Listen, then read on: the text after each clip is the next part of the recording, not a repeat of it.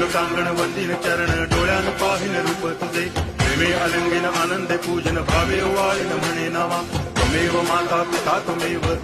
बंधुश्च सखा त्वमेव विद्या करुणं त्वमेव सर्वं मम देव आयेन वाचा मनसेन्द्रियैर्वा बुद्ध्यात्मना वा प्रकृति स्वभावात् करोमि यद्यत् सकलं परस्मै नारायणायति समर्पयामि अच्युतं केशवं रामनारायणं कृष्णदामोदरं वासुदेवं हरि श्रीधरं माधवं गोपिकावल्लभं जानकीनायकं राम